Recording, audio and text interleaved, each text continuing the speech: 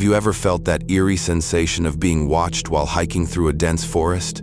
The rustling leaves, the snapping twigs, and the shadows that seem to move on their own. What if those feelings weren't just your imagination? In this video, we'll dive into bone-chilling forest horror stories that will make you think twice about your next camping trip. Let's dive in. I never should have ignored the warnings. The locals in our small mountain town had always whispered about the Grove, that dark patch of forest where the trees grew too close together and the shadows moved when they shouldn't. But I was a journalist, and debunking local legends was my specialty. If only I'd known then what that arrogance would cost me. It started 3 weeks ago when my best friend Thomas disappeared. The police found his camera at the edge of that infamous grove, its memory card containing nothing but corrupted files and distorted images. The thing is, Thomas wasn't the first to vanish there. Over the past 50 years, 17 people had disappeared in that same spot. Each time, something was left behind: a shoe, a backpack, a phone, but never any bodies. The local indigenous elders called it the place of mirrors, saying it showed people what they feared most. I dismissed it as superstition until I saw Thomas's last text to me. "I can see myself in the trees, but it's not me. Oh God, it's not me." That message sent me down a rabbit hole of research. I discovered journals dating back to the 1800s, all describing the same phenomena: people entering the grove and encountering impossible things, their own worst fears made manifest. I knew I had to investigate, to find out what happened to Thomas. Looking back now, I realized that's exactly what the Grove wanted. It had been waiting for me, calling to me through my guilt and curiosity. Yesterday, I finally worked up the courage to go in. And now I understand why some stories are better left untold. The morning I entered the Grove was deceptively beautiful. Sunlight filtered through the canopy, creating dappled patterns on the forest floor that almost made me forget why I was there. Almost. I had my camera rolling, determined to document everything. The first thing I noticed was the silence, not the peaceful quiet of a normal forest, but an absolute void of sound that made my ears ring. Even my footsteps seemed muffled, as if the Grove was swallowing every noise I made. The temperature dropped dramatically as I ventured deeper, my breath forming clouds in the suddenly frigid air. The trees began to change too. Their bark darkened, and their branches twisted into unnatural shapes, reaching toward each other like grasping fingers. I found myself constantly checking over my shoulder, convinced I was being watched. That's when I saw the first mirror. It wasn't a real mirror, more like a ripple in the air, like heat waves rising from hot pavement. But in it, I saw myself, or rather, a version of myself. This reflection was wrong somehow. It moved differently. Its eyes held a darkness I'd never seen in my own. I tried to turn away, but more ripples appeared, surrounding me with distorted versions of myself. Each one showed a different fear: myself as a failure, myself alone and abandoned, myself as the monster I always feared I could become. My hands shook as I filmed, knowing I was documenting something unprecedented. But with each step forward, the mirrors multiplied, and the versions of myself became increasingly nightmarish. I realized too late that I wasn't documenting the Grove. It was documenting me. Time began to lose all meaning as I wandered deeper into the Grove. The mirrors followed me, multiplying and shifting, each one revealing a new horror. I saw myself aging rapidly, my skin wrinkling and decaying before my eyes. In another, I was surrounded by the corpses of everyone I'd ever loved, their lifeless eyes accusing me of failing to save them. The ground beneath my feet became treacherous, seeming to shift and move with each step. The trees pressed closer, their branches scraping against my skin like skeletal fingers. I started to understand why some who entered never came out. The Grove didn't just show you your fears, it fed on them, used them to break you down piece by piece. My camera kept recording, though I'm not sure how. The battery should have died hours ago, but the display showed it at full power, frozen in time like everything else in this cursed place. That's when I heard it, Thomas's voice, calling out from somewhere ahead. It sounded wrong, distorted, like someone trying to speak underwater. But it was him, I was sure of it. I followed the sound, even as every instinct screamed at me to turn back. The mirrors showed me new horrors with each step. Myself being buried alive, myself watching helplessly as the world burned, myself becoming something inhuman. But I pressed on, determined to find my friend, to bring him home. I didn't realize then that what I was hearing wasn't Thomas at all. The Grove was learning, adapting, using my memories against me. What I found in the heart of the Grove will haunt me until the day I die. There was a clearing, perfectly circular, where the trees formed a natural cathedral. In the center stood Thomas, or what looked like Thomas. He was facing away from me, completely still. The mirrors around the clearing showed dozens of reflections, but none of them matched what I was seeing. Some showed Thomas as I remembered him, others showed him decomposing, and still others showed him as something else entirely, something that made my mind recoil in horror. I called out to him, my voice trembling. When he turned, I screamed. His face was a perfect blank, like smooth skin stretched over a skull, with only dark indentations where his features should have been. He spoke with a voice that was and wasn't his, asking why I had abandoned him that day, why I had let him come to the Grove alone.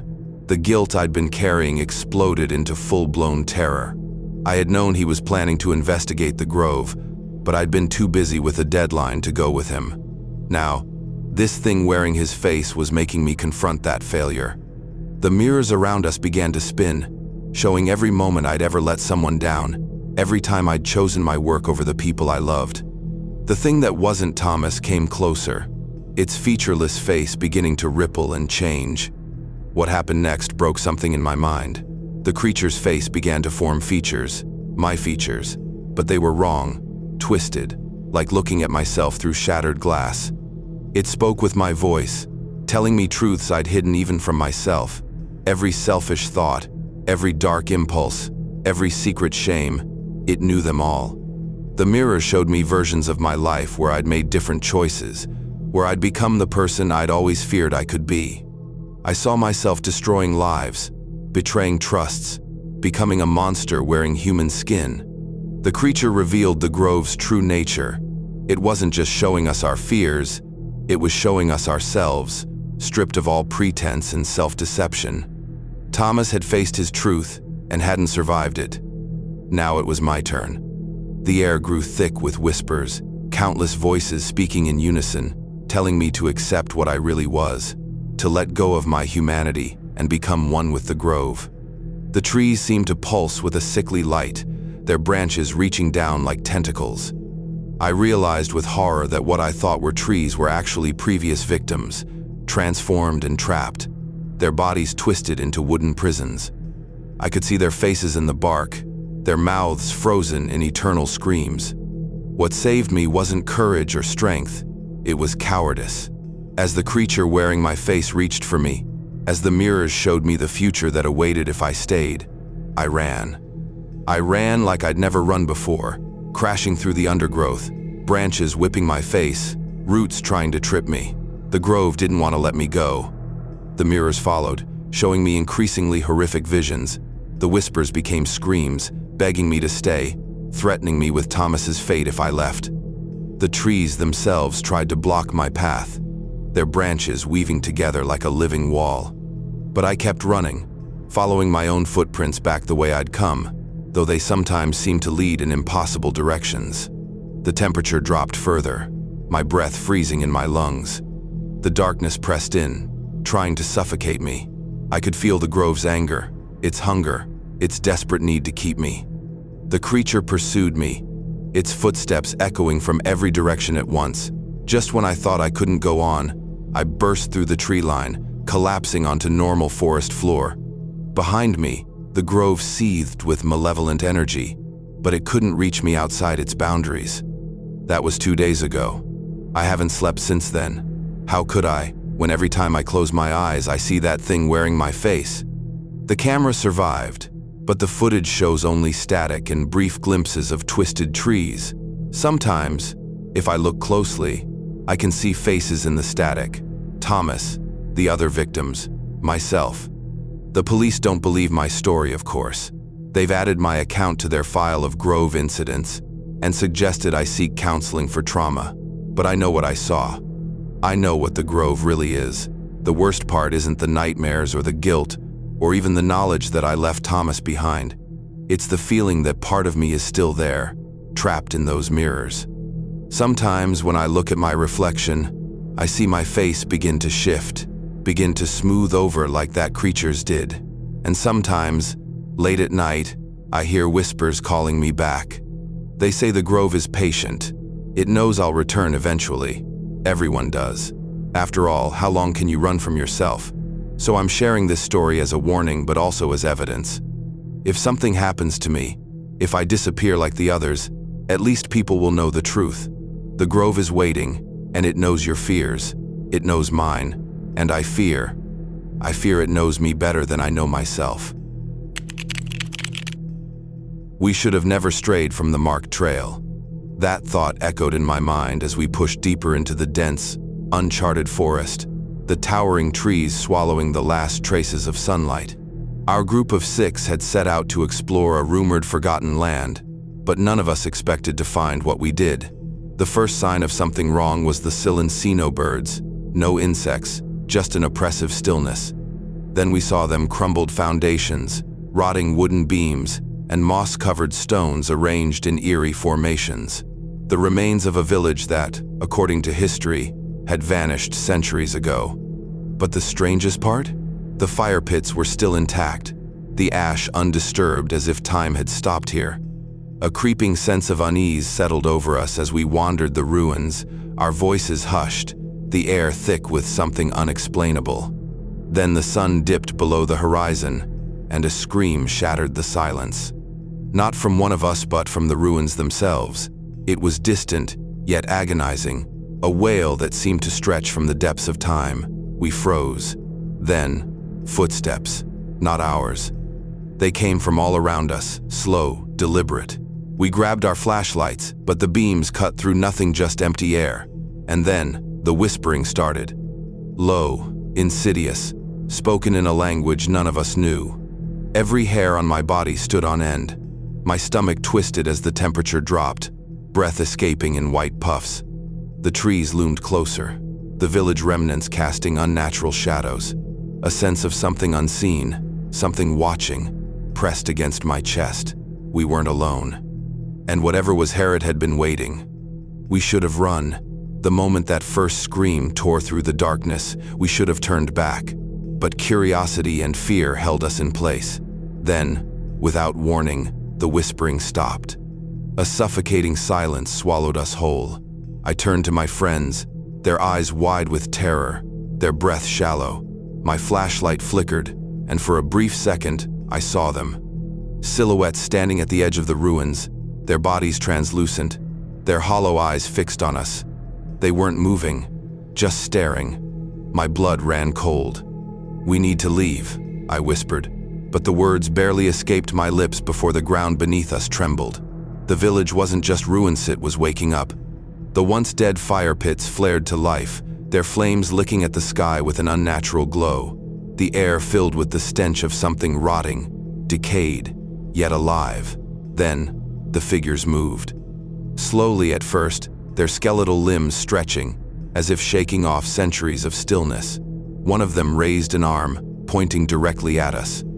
A chorus of voices rose, overlapping, growing louder, filling the night with an inhuman wail. My pulse pounded in my ears. "Run!" someone screamed, and we did. We ran blindly, tripping over roots, crashing through thick foliage, but the village was shifting, stretching, pulling us deeper instead of letting us escape. The path we came from was gone, replaced by nothing but endless trees, and the figures they were following. Their whispers turned into screams, filling the air with pure, raw agony. My legs burned, my breath ragged. My heart told me the truth before my mind could process it. We had trespassed, and they would never let us leave. The forest twisted around us, an endless maze of towering trees and gnarled roots that seemed to move of their own accord. No matter how fast we ran, no matter which direction we turned, we were always met with more darkness, more towering trunks pressing in on us. The village had vanished behind us, but the spirits had not. Their whispers slithered through the air, curling around our ears like fingers dragging us back. The night was impossibly dark, the moon a mere sliver behind the tangled branches. We stumbled over unseen roots, our bodies battered, our lungs burning, but we couldn't stop. The footsteps behind us had grown louder, heavier. Then we saw it, a clearing, a break in the suffocating woods. My chest filled with a flicker of hope until I realized where we were. The village. Again. The ruins stood before us, untouched, unchanged, exactly as we had left them. But now the fire pits were roaring, casting eerie shadows over the crumbling structures. And in the center of it all, a massive, gaping hole had opened in the ground, a pit of darkness, deeper than anything natural, its edges cracked like veins in dry earth. A low, guttural moan rose from its depths. My body seized with terror as a figure stepped forward, one of the spirits, but no longer just a shadow. Its features were gaunt, its eyes black voids, and its mouth stretched into an unnatural grin. It raised a hand, and my feet left the ground. An invisible force dragged me toward the pit, my screams swallowed by the howling wind. The others grabbed at me, but their hands passed right through me. I was being taken, and there was nothing they could do. My body hovered over the abyss, my limbs paralyzed, my screams choking in my throat. The force pulling me down was relentless, suffocating, like icy hands gripping every inch of my skin. Then, just as I teetered over the edge, it stopped. The whispers, the wails, everything ceased. Silence, and then a voice. Not a whisper this time, but a deep, guttural command. "You do not belong here." The spirit that had dragged me forward stood still, its hollow eyes fixed on something behind me. I turned my head slowly, and my breath caught in my chest. More figures had emerged, dozens of them, their translucent bodies flickering like dying flames. But these weren't like the others. They weren't attacking. They were watching. One of them stepped forward, a woman with tattered remnants of old-world clothing, her skeletal fingers stretching toward me. A rush of icy wind slammed into me as she spoke, her voice fragmented, as if stolen from time. We were forgotten, betrayed. Her words clawed at my mind, images flashing before my eyes. The village had been abandoned, its people left to die of starvation and disease. Their cries for help had gone unanswered. And now, they lingered, bound to this place, doomed to repeat their suffering for eternity. My skin prickled with realization. They didn't want us here not just because we were intruders, but because we were alive, because we could leave. The spirits around us twitched, their movements erratic, unnatural. The woman's voice dropped to a whisper, "But not all must suffer." The air thickened, the pressure unbearable. And then, the pit roared, the earth trembling as something massive shifted in the darkness below, something that was waking up. The ground beneath us cracked, the pit widening, its abyss swallowing the remains of the village inch by inch. A deep, unnatural growl rumbled from within, sending shockwaves through the air. The spirits around us trembled, their forms flickering wildly, as if caught between two realms. My legs felt like lead, my body frozen with fear. Then the woman spoke again, her voice sharp, urgent. "Run." I didn't question it. None of us did.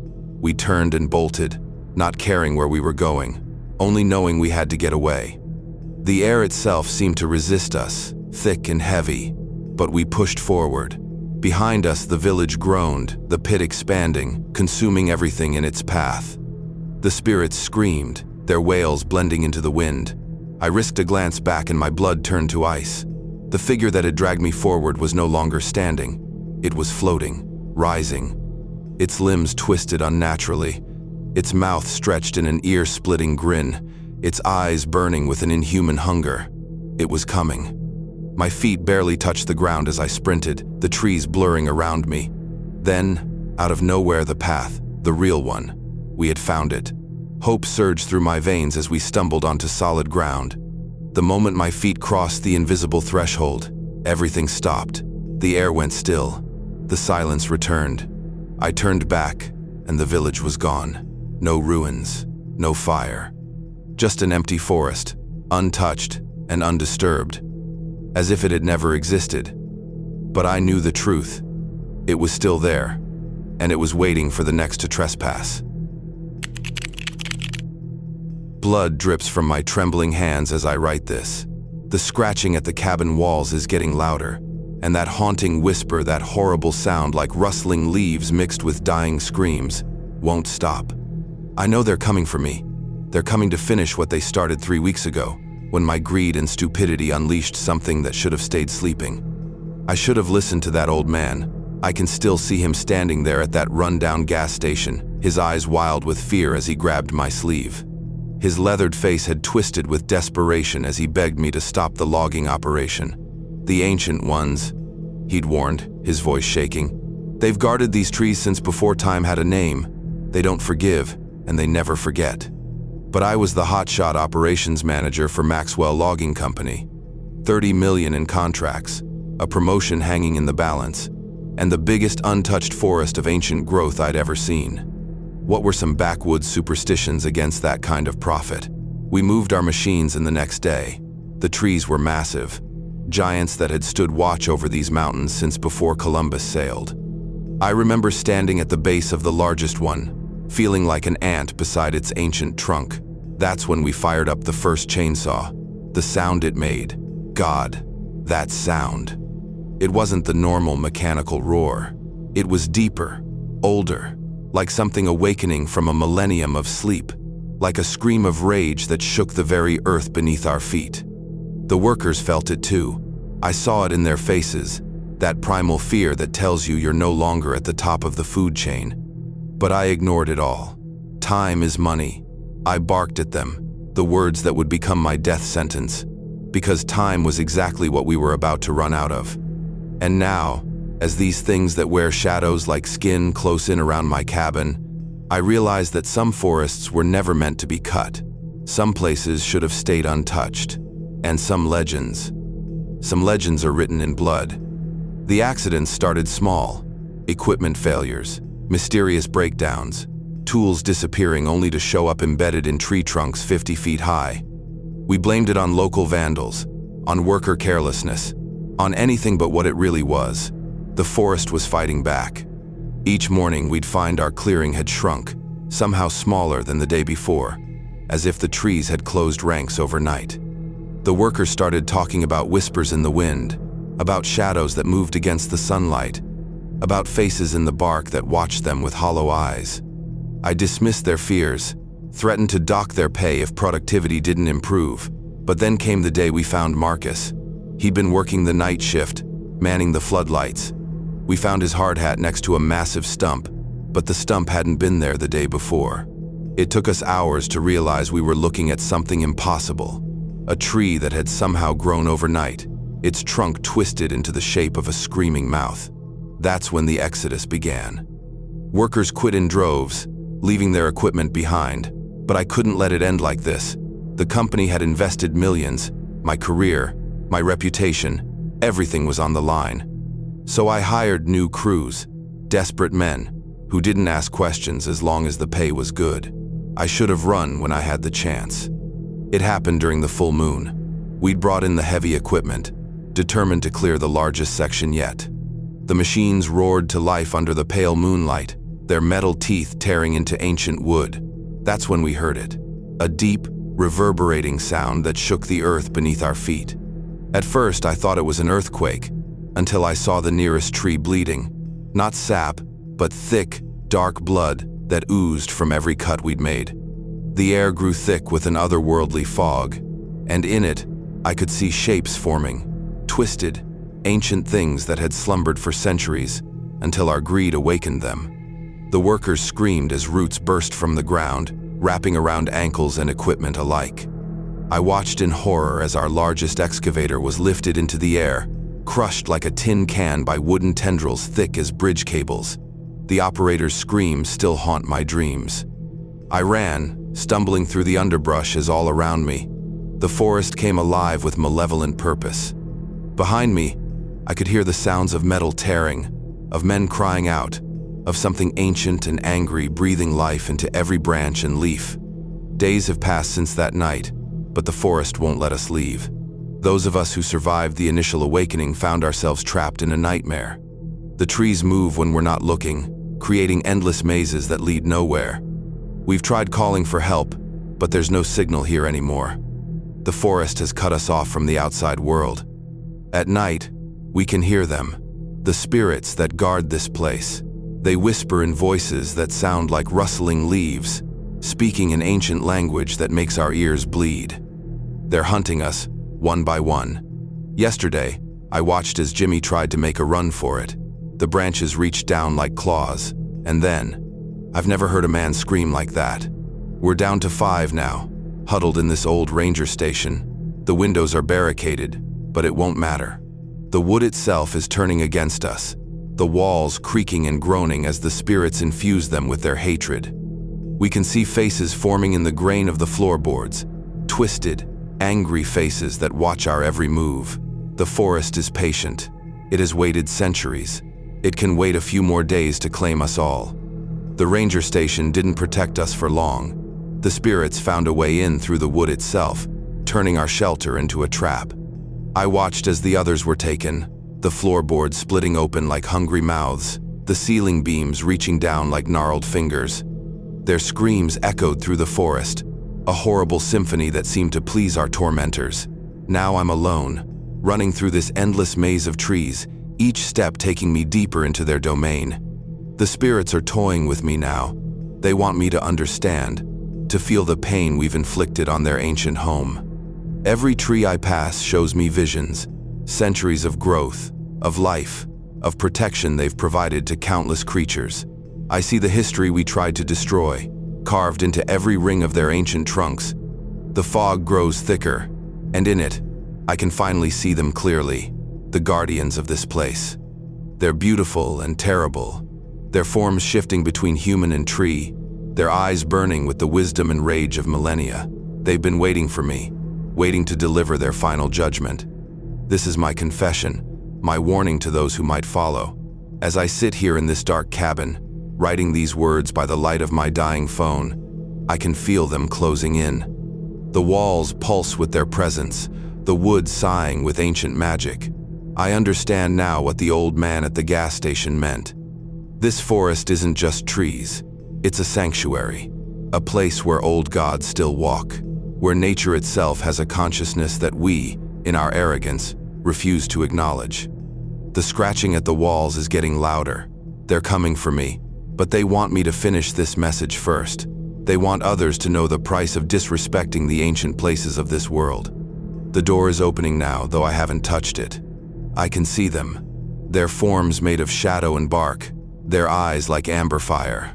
They're reaching for me, and I know I won't resist.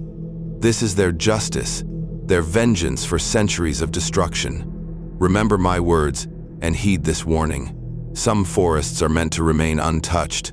Some trees are meant to stand eternal. The spirits are old, but they never forget, and they never forgive.